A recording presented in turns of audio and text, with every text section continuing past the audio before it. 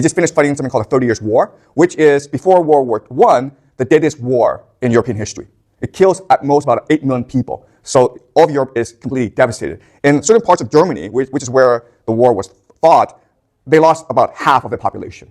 Okay? And this war ended in something called the Treaty of Westphalia, the Peace of Westphalia, which guarantees religious freedom to everyone in Europe. And this ends the Protestant Reformation. Okay? All right. So, again, historians date the beginning of the Protestant Reformation to Martin Luther. Last week we discussed the Crusades, and we discussed how there were many thinkers, theologians, who were post-Catholic Church. People like John Wycliffe, Jane Hus, and they were eventually condemned as heretics, and the rebellion was stumped out by the Catholic Church. But Martin Luther, he's fortunate in that he has powerful political patrons. The various princes of the Holy Roman Empire want more autonomy from the Catholic Church, and Martin Luther gives them a proper pretext in order to financially divorce themselves from the Catholic Church, okay? So, as I discussed, what he's most famous for is something called the 95 Theses, which is a direct criticism of the corruption of the Catholic Church. At this time, the Catholic Church wanted to build St. Peter's Basilica, a church in the Vatican. And they wanted this to be a gorgeous building. So to finance the building of this church, the Catholic Church sold something called indulgences. Indulgences are basically like tickets or special letters that will reduce the punishment of your relatives in purgatory, okay? It's basically to reduce the number of sins you committed. It's basically like bribing God, okay, to reduce your penalty. And this was a very popular thing, and allowed the Pope to build St. Peter's Basilica, which is one of the most beautiful buildings in the world today. But as you can imagine, if you are a true Christian, you are insulted, you're offended, you're angered by the idea of this corruption, okay? So the 95 Theses, or 95 sentences in which Martin Luther lays out his case against indulgences, and as such, against the authority of the church and the Pope. And this is the argument he makes, okay? So let's look at some sentences. So the 36th sentence is, every truly repentant Christian has a right to full remission of penalty and guilt, even without letters of pardon, okay? And what he's saying here is the idea of salvation by faith. You don't have to spend this money. You don't have to do what the church tells you. If you're a true Christian, if you truly believe in God, God will forgive you. You have direct access to God, okay? So he's denying the authority of the Pope, which makes him a heretic.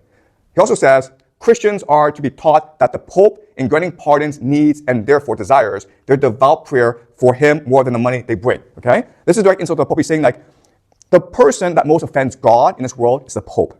Because the Pope is insulting God by telling the world that God can be bribed by money, okay? So let's pray for the Pope, because clearly the Pope has offended God.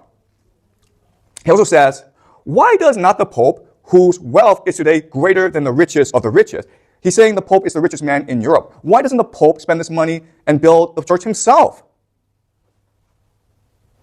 Build just this one church of St. Peter with his own money rather than with the money of poor believers. Okay? Why is he exploiting the poor when he is the richest man in the world? Okay? As you can see, and as you can imagine, the church is furious with him. And they deem him a heretic, and they want to burn him at the stake. But again, he's protected by powerful political patrons, and they fight a war over this issue, and it ends with something called the Peace of Augsburg, which divides the Holy Roman Empire, Germany, into Lutheran areas where they're free to believe in Lutheran, and Catholic areas where they still adhere to the Pope. Okay, so this is the beginning of the Protestant Reformation.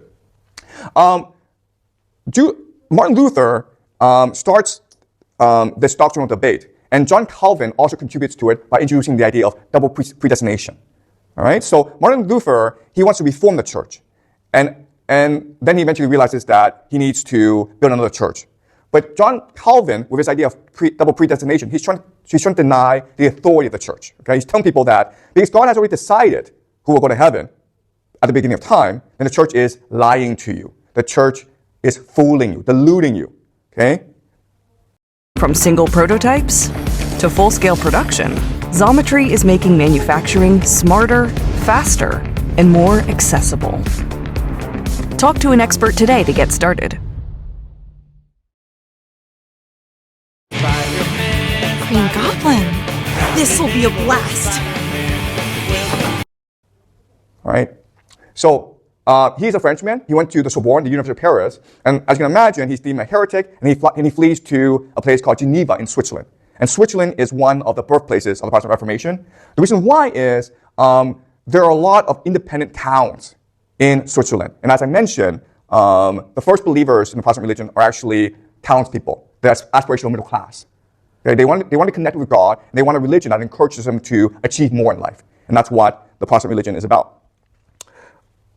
There's also another famous theologian that's really not discussed today, but he's considered one of the three major founders of Protestantism. His name is Ulrich Zwingli, and he's based in Zurich. Okay? And he's probably the most extreme of the three. Okay? All right. So the Protestant Reformation, it opens a can of worms. It opens a Pandora's box. Because before, the ultimate authority was the Pope, who represented God. But now, you're free to believe whatever you want.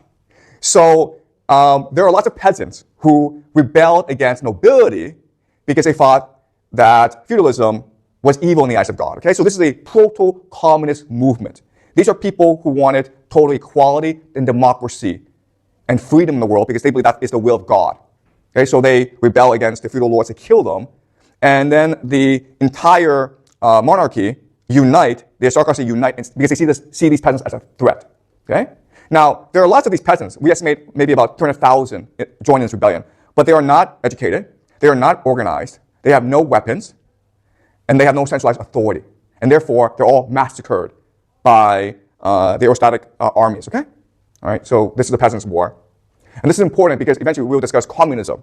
And communism will be developed in response to the Peasants' War. Okay? So this is the deadliest massacre of peasants before the French Revolution. 1534 is the Act of Supremacy. That is when the King of England, Henry VIII, declares his independence from the Pope, okay? But because there's such a strong Catholic contingent in England, Henry VIII maintains Catholic practices.